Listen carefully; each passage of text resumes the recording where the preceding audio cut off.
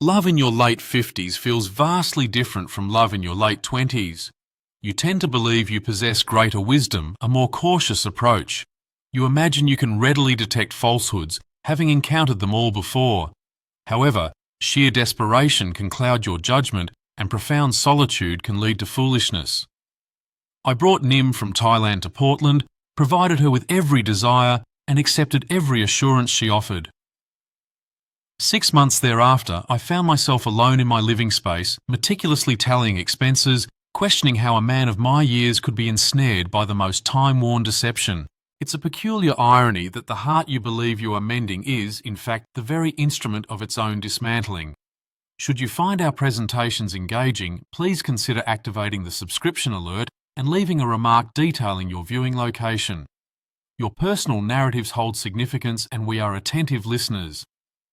I observe Nim meticulously folding my pre-worn t-shirts, her attention to detail mirroring the care she bestows upon every task. Her petite hands glide over each crease, as though imbuing my faded Portland Trailblazers jersey with profound importance, deserving of such meticulous respect. She has resided in my residence for 3 months now, and I still struggle to comprehend that she selected me. The morning sunlight perfectly illuminates her dark tresses, and for a fleeting moment, my 58 years fade from consciousness. The divorce decrees I finalised 2 years prior vanish. My children, who grace me with calls perhaps twice annually, are also forgotten. In this present instant, only this striking 28-year-old woman occupies my kitchen, softly singing an unfamiliar Thai melody as she prepares my coffee precisely to my liking. "John," she states without lifting her gaze. My thoughts were returning to the subject of English instruction. The local community college offers a course commencing next month. Before she even completes her sentence, I reach for my wallet. "How much?" She turns, and her dark eyes soften in that particular manner that invariably tightens my chest. "You don't need to finance everything," she murmurs. "I can work part-time, perhaps clean homes, or—" I place my credit card on the countertop. "You concentrate on your English. I want you to feel settled here." She approaches and encircles my neck with her arms. I am not a tall man, yet she must elevate herself onto her tiptoes to bestow a kiss upon my cheek. "I already feel at home," she whispers, "because you are here." Good heavens, how I yearn to accept that sentiment, how desperately I need to embrace it. Later, she is engaged in a telephone conversation with her family in Chiang Mai. While the language eludes me, the inflection is unmistakable: concern, urgency. Upon concluding the call, her eyes glisten with unshed tears. "Is everything all right?" She nods with excessive haste. "Just missing them." "My mother inquired about your potential visit to Thailand." "We could journey there for Christmas," I suggest. "I would welcome the opportunity to meet your family." A subtle expression crosses her features, vanishing before I can interpret it. "That would be truly wonderful." That evening, I engage in my customary journaling, a practice I have maintained daily since my divorce. Perhaps this is the manifestation of second opportunities. It is conceivable that at 58, I have at last discovered someone who perceives the man I aspire to be, rather than merely the person I have been. Yet as I drift towards sleep, I detect her voice, a hushed murmur into her mobile device from the sanctuary of the bathroom. The words are in Thai, but the intonation carries a distinct quality of secrecy. When she returns to bed, a palpable chill emanates from her, a sense of emotional distance. As I reach for her, she offers a mumbled excuse about fatigue and turns away. I endeavour to dismiss it as insignificant. Homesickness, perhaps, or cultural disparities. Nevertheless, a small sharp sensation lodges itself in my chest, an unease that I cannot entirely dislodge. 8 months prior, I was sipping rather unpalatable coffee at a cafe in proximity to Chiang Mai University, grappling with the daunting task of reconstructing my life. My former spouse had absconded with half of my possessions and a significant portion of my self-assurance. My teaching position back home had evaporated. My children could barely be bothered to return my calls. And at 57 years of age, I felt like a spectral apparition in my own existence. It was at that juncture that my gaze fell upon her. Nim was seated in solitary contemplation at a corner table, diligently assessing assignments with an air of profound concentration. She was attired in a modest sapphire dress, her hair neatly gathered, lending her an appearance of seriousness and professionalism. When she detected my persistent observation, she did not avert her eyes. Instead, she offered a smile. "You are American," she stated as I approached her table, her observation delivered as a certainty, not a query. "Indeed, I am John. I instruct English here, and I am Nim. I am a student of English in that institution," she indicated the university directly across the street. "Furthermore, I occasionally provide translation services for tourists." Our conversation spanned 3 hours. She made no inquiries regarding my age, my marital dissolution, or the reasons behind an American educator's presence in northern Thailand, labouring for virtually no remuneration. Her curiosity was directed towards literature, global exploration, and the elements that elicited laughter from me.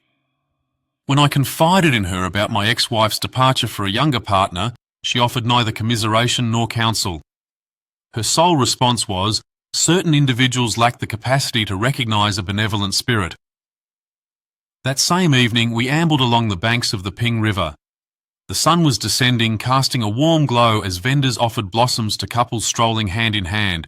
I felt a peculiar awkwardness, a sense of being too advanced in years for overt displays of affection. However, Nim procured 2 jasmine flowers, tucking one behind my ear.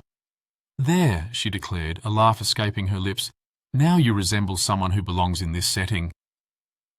For the first time in a considerable period, I experienced a sense of belonging. Henceforth, our evenings were invariably spent together.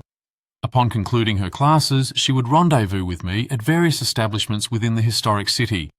She never solicited financial assistance for meals, nor did she allude to monetary matters or material gifts. Her sole desire was discourse, to absorb knowledge about America, and to hone her English proficiency, which was already remarkably superior to that of numerous native speakers I encountered. 3 months into our acquaintance, as my teaching tenure was drawing to a close, and I faced the impending decision of whether to remain or return to Portland, she wept. "Take me with you," she pleaded. We were situated in my modest abode, and she was actively assisting me with my packing. "I wish to forge something genuine with you, John. I have never encountered anyone quite like you. I am approaching 60, Nim. You are 28. You could attract anyone." She cupped my face in her hands. "I desire no one else. I want you.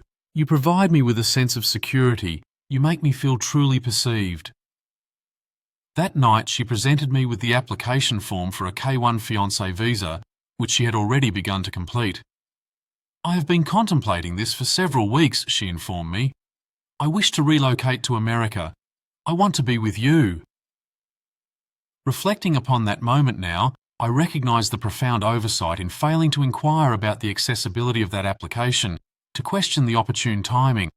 However, when one has endured such prolonged solitude and a woman of such captivating youth and beauty declares her preference for you above all others, the instinct is not to probe, but to readily accept. The initial observation I made was the subtle alteration in her English, contingent upon her immediate requirements. When financial assistance for her family is needed, each utterance is delivered with impeccable clarity. "John, my grandmother is hospitalised. The medical expenses amount to $500. Might you be able to assist?" The grammar and pronunciation are flawless. Yet when I inquire about her day, her companions, or the lengthy phone conversations that cease the instant I enter the room, she suddenly exhibits confusion. "What you mean?" she might ask, tilting her head as if unable to comprehend basic vocabulary we have utilised countless times previously. It has been 2 months since her arrival in Portland, and minor discrepancies are beginning to surface, elements I tend to suppress to avoid appearing as a suspicious, overbearing elderly gentleman. Yesterday, I proposed a video call to her grandmother in the hospital. Nim's complexion instantly paled. "Thai hospitals do not permit video calls," she stated hastily. "Their regulations are exceptionally stringent." However, last week you engaged in a video call with your cousin from what appeared to be a hospital room. She regarded me for a prolonged interval, and I detected a flicker of something cold in her eyes. Subsequently, tears began to flow.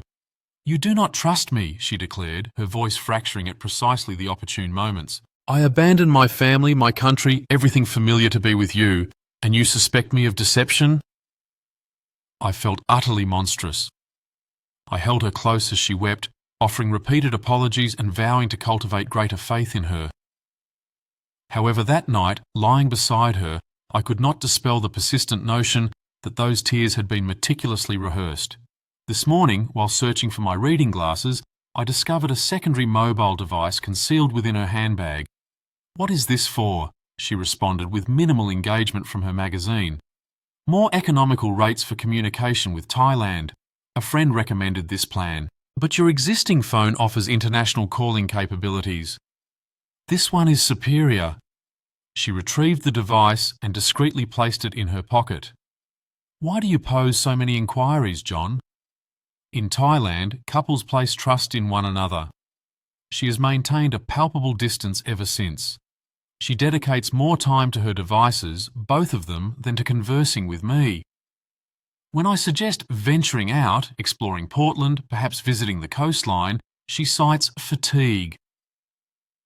When I attempt to initiate intimacy, she claims a headache, digestive discomfort, or expresses concern over her English assignments, though I never observe her engaged in study.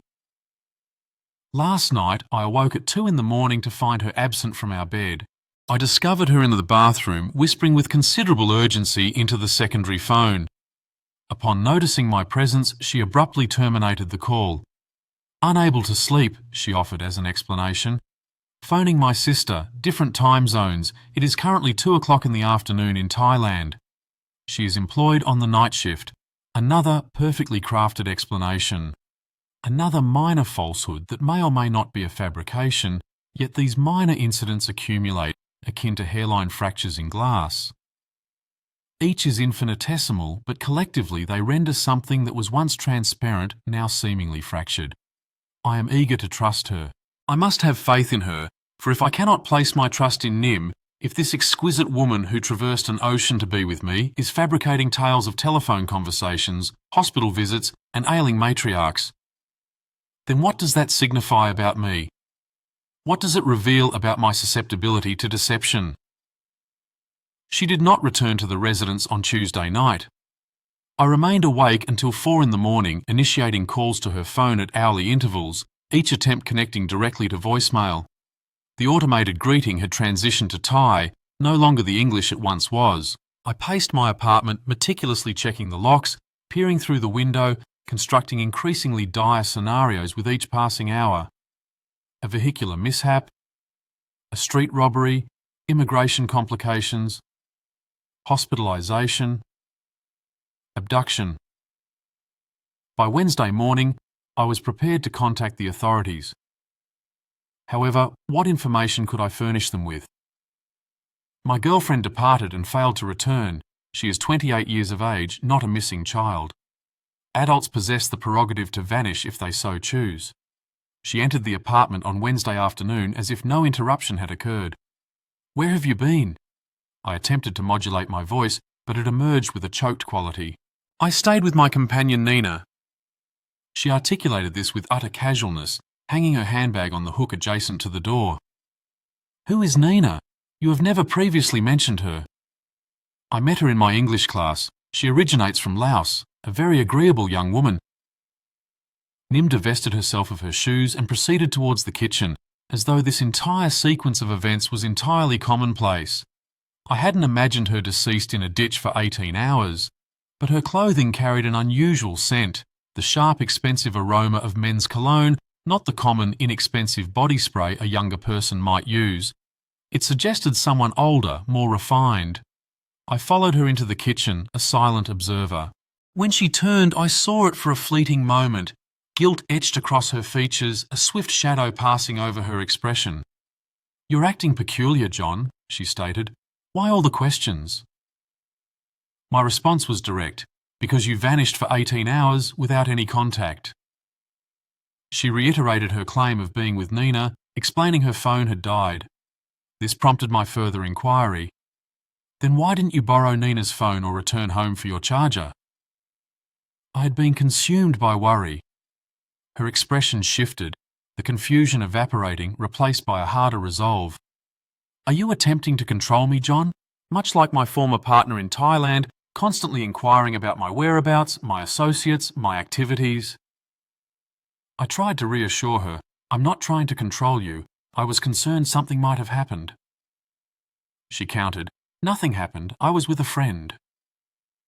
Tears began to fall, but they felt different this time, a calculated display.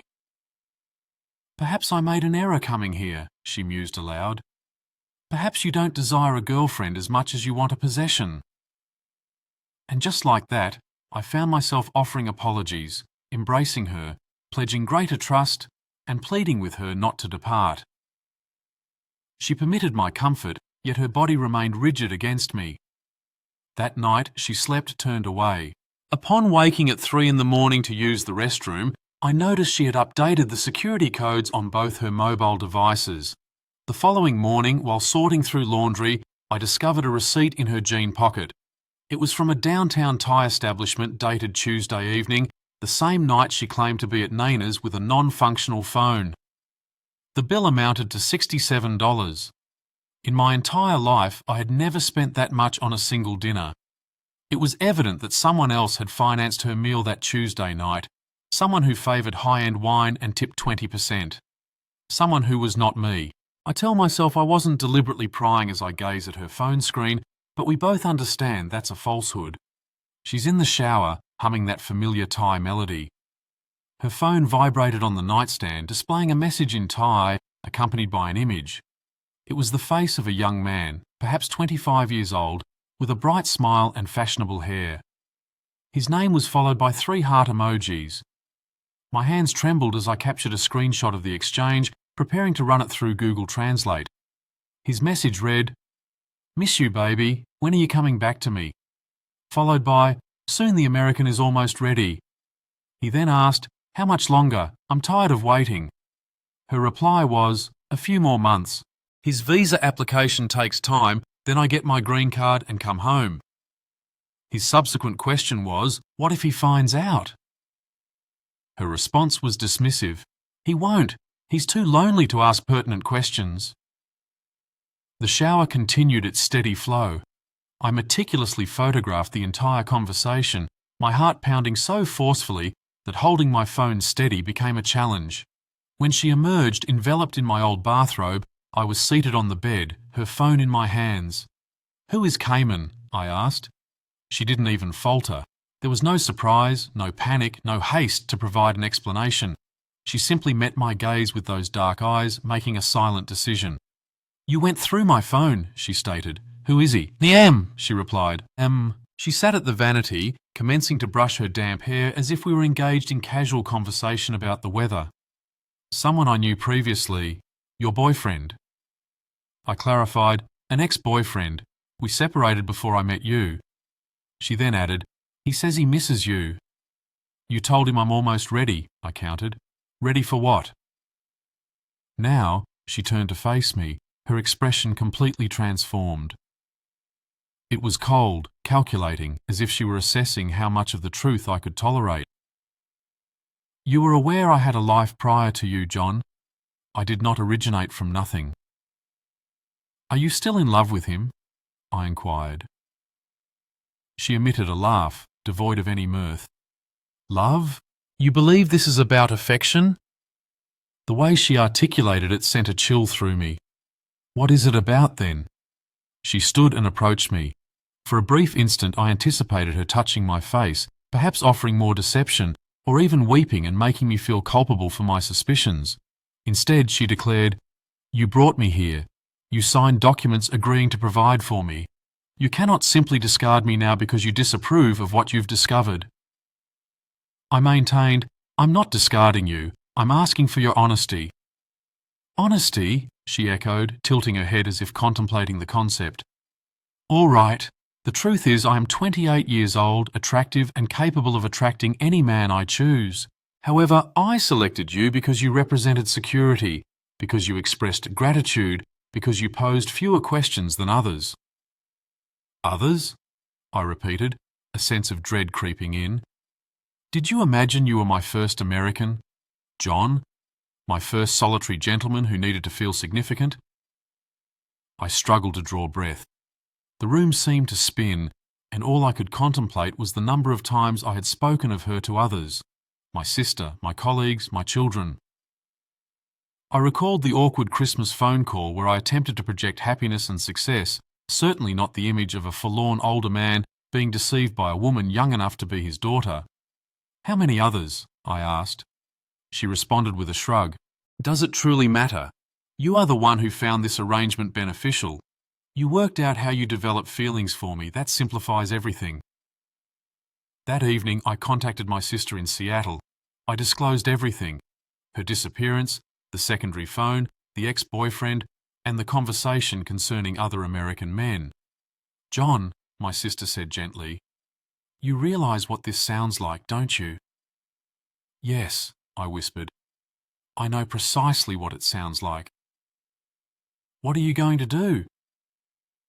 I glanced through the bedroom door at Nee M, who was engrossed in her phone, actively texting on both devices while watching television as if nothing had transpired.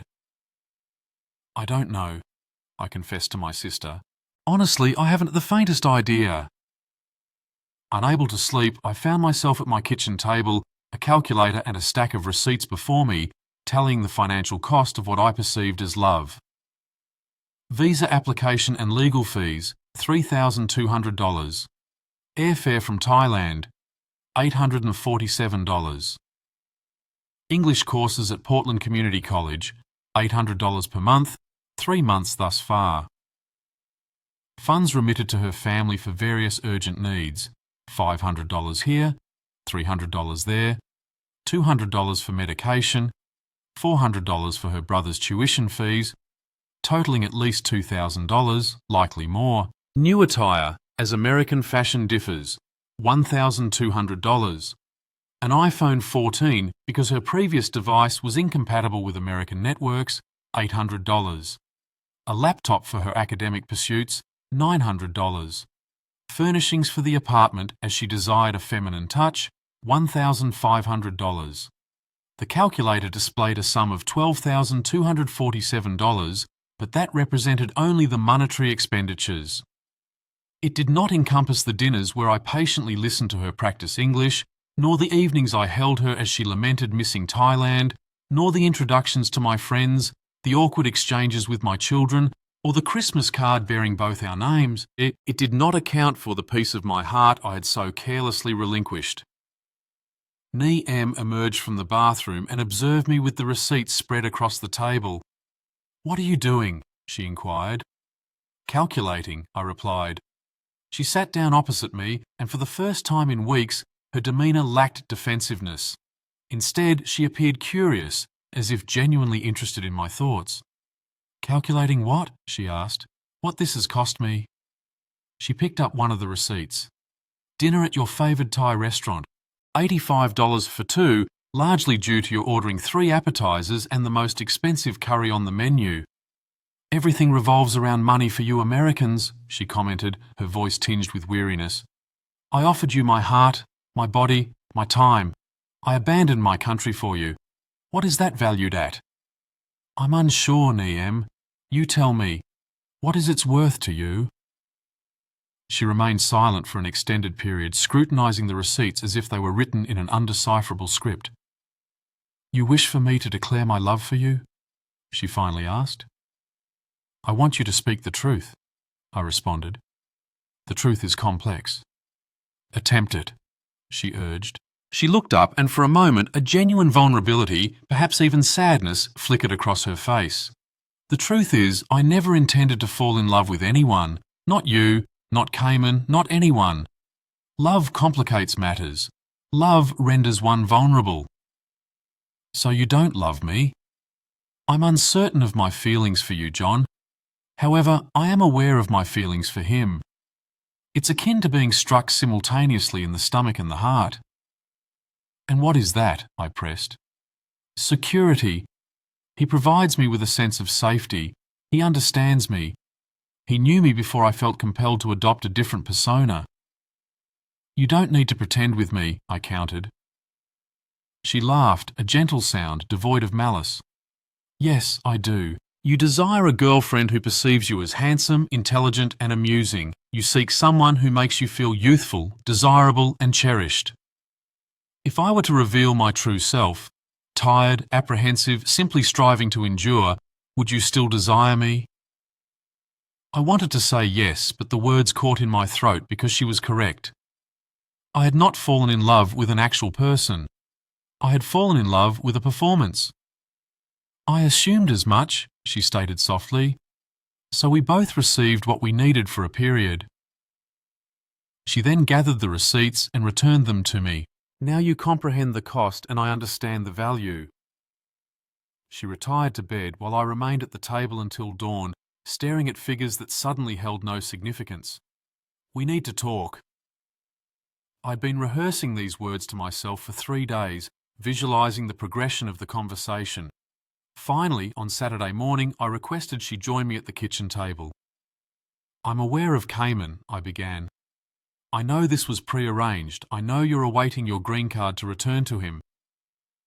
She offered no denial, merely a nod, as if a sense of relief washed over her.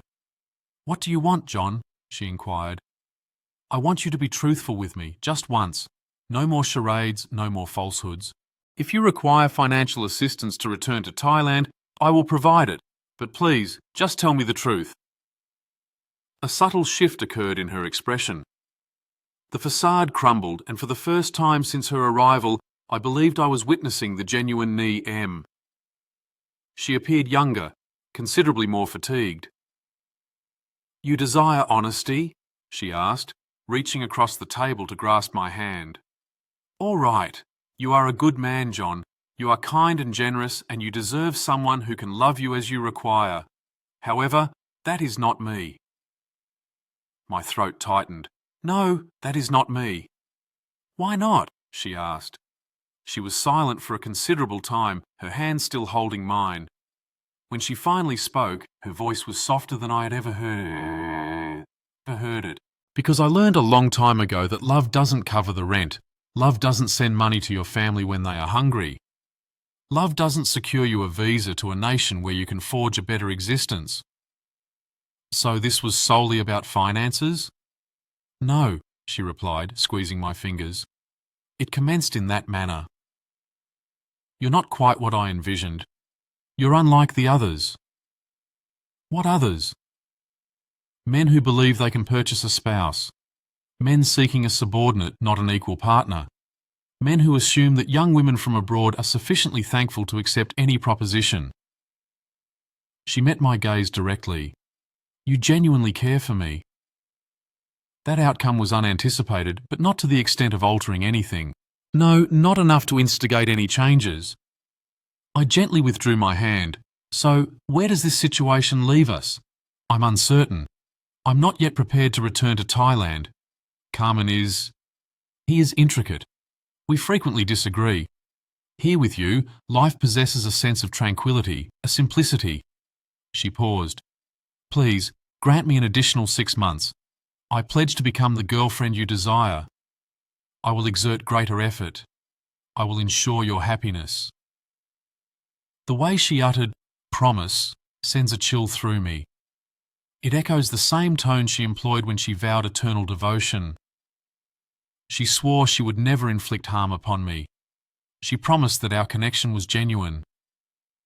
I can no longer continue this, Nim. Yes, you can. You adore me. I cherish the version of you I imagined, but that individual does not exist. She observed me for an extended moment, then stood. You're making an error, John. You will revert to feeling solitary. You will recall the comfort of having someone choose you. Perhaps, but at least my solitude will be accompanied by authenticity. That evening, she attempted to entice me. She donned the crimson attire I had purchased for her. She prepared my most favoured meal and played the melody to which we danced on our inaugural night in Portland. She offered a smile, touched my arm, and expressed her regret, her desire to recommence, her need for me. It was a compelling display, but merely a performance. I slept on the sofa, the first time since her arrival. Upon waking, I found myself alone. The apartment was exceptionally silent. I understood before I even rose from the couch, before I checked the bedroom, before I surveyed the closets, that Nim was gone. Not merely out for errands or visiting her enigmatic associate, Naina. She had vanished. Her garments were absent from our shared dresser. Her cosmetics were removed from the bathroom vanity, the laptop I had gifted her, the mobile device, the costly winter outerwear, all had disappeared. The sole vestige of her presence was the faint aroma of her perfume and a note left on the kitchen counter. "John, thank you for all of it. I apologise that it concluded in this manner. You merit someone capable of loving you as you require. Take care of yourself." Nim, without any explanation, no forwarding address, no contact number where I might reach her. I dialed her mobile and the line was disconnected. The secondary phone immediately connected to a voicemail message in Thai. I accessed my bank balance via my phone, anticipating it to be depleted, but she had not taken any funds. Every cent I earned instructing adult learners in English at the community college remained. Perhaps that was her gesture of not being entirely without compassion. Perhaps she simply knew I had already updated all my security credentials. I settled into my vacant apartment, attempting to evoke an emotion. Anger, sorrow, relief, yet there was an utter void.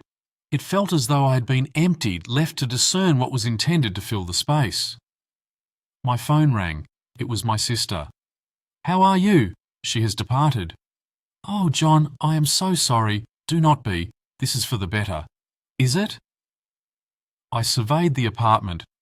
My books were returned to their rightful place on the shelves, arranged as I preferred. The television was no longer tuned to Thai soap operas. The kitchen carried the aroma of coffee, not the pungent fish sauce she incorporated into everything. The silence now felt distinct, not indicative of loneliness, but of peace. "Yes," I conveyed to my sister. "I believe it is. What will you do now?" "I haven't the faintest idea.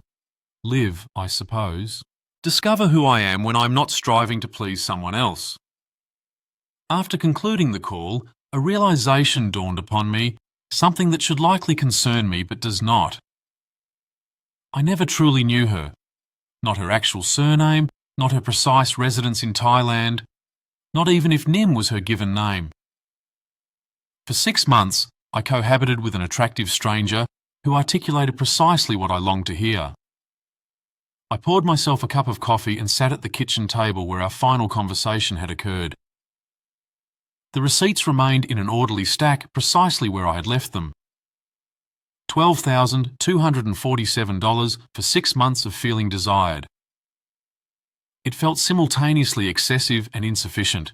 However, as I sat there, observing the morning light suffuse my tranquil apartment, another understanding emerged. For the first time in 2 years, I was not experiencing loneliness. I was simply by myself. And those are markedly different states of being. It has been 6 months since Nim departed. My anger has dissipated. Not towards her, not towards myself, nor towards the universe for making love so perplexing as one approaches 60. I now comprehend my sister's assertion that I was susceptible to this. Following my divorce, after my children had grown and established their own lives, after years of feeling inconsequential in my own existence, I was not seeking affection. I was seeking validation that I remained worthy of being loved. Nim detected that vulnerability from across a cafe in Chiang Mai, and she possessed the precise knowledge to fulfill it. She made me feel extraordinary, selected, yearned for. But I was never truly significant to her. I was merely available. I do not believe she was malevolent. Perhaps she was simply desperate in her own manner, endeavouring to survive in a world that afforded her limited prospects. Perhaps she genuinely required funds for her family. Perhaps Cayman subjected her to mistreatment, and my companionship represented the closest semblance of serenity she could attain. I was a resolution to her predicaments, just as she was a resolution to mine. The distinction lies in the fact that I fell in love with the solution. She merely exploited it. The curious aspect is that I am now grateful for that. Not for the deception or the monetary exchange or the manner of its conclusion, but for the insight it provided regarding the divergence between being required and being cherished. I am currently seeing someone. Her name is Susan, and she instructs 4th grade at the elementary institution where I volunteer on weekends. She is 52 years old, divorced, and has 2 adult daughters who communicate with her each Sunday. When she smiles, I can perceive her entire life story reflected in her eyes. The marriage that faltered, the years of raising children independently, the quiet fortitude necessary to embark on anew in one's 50s. There is nothing exotic about Susan. She does not make me feel youthful, special, or preferred above other men. She does not require me to rescue her, to finance her aspirations, or to validate my worth through credit card expenditures. What she offers is more straightforward and infinitely more precious.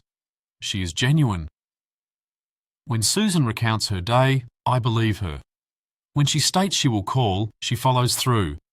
When we formulate plans, she adheres to them. She procures her own coffee, operates her own vehicle, and holds opinions on films, political discourse, and the allocation of vacation days. She does not make me feel like a hero. She cultivates the feeling of being a partner. Last week, she met my sister when she visited from Seattle. During dinner, my sister inquired about our meeting. Online dating, Susan chuckled. Can you fathom it? 2 individuals of middle age engaging in virtual courtship as if they were adolescents. What prompted you to contact John? My sister inquired. Susan regarded me and offered a smile. His profile was candid. He did not attempt to project an image of being younger, wealthier, or more captivating than his reality. He simply presented as authentic. Following my sister's departure, Susan and I were engaged in washing dishes. It occurred in my kitchen, the same kitchen where Nim would typically recline and converse with her boyfriend while I prepared supper. May I pose a question to you? Susan inquired. Anything. That individual who resided here previously, the one from Thailand, do you ever find yourself longing for her? I contemplated this for an extended period. I miss the sensation she evoked, but I do not miss her, for I never truly knew her. And how do I make you feel? I turned to face Susan, truly observe her. Her hair, now streaked with grey, neatly secured in a ponytail, her reading glasses suspended from a cord around her neck, her hands that bear the testament of 52 years of labour, of nurturing children, and of constructing a life autonomously. Like myself, I informed her, you make me feel like myself. She nodded as if that explanation was perfectly logical. Good. That is precisely the kind of person I wish to be with. It is not exotic or thrilling. It is not the sort of romantic narrative that inspires cinematic adaptations, but it is genuine, and genuine is sufficient. Genuine encompasses everything. Occasionally, in the quiet of the night when sleep eludes me, I contemplate Nim's fate. Did she return to Cayman? Did she locate another solitary American to provide for her needs? Did she ever discover whatever it was she was truly searching for? I sincerely hope she did. I hope she found solace, love, or at the very least, a life that does not necessitate her adopting a false persona. However, for the most part, I no longer dwell on her, because the most rewarding aspect of cherishing someone genuine is the absence of the need to question the veracity of the experience. You already possess that certainty. The heart you believe you are mending might indeed be the one causing the fracture, but at times, complete demolition is a prerequisite for constructing something authentic.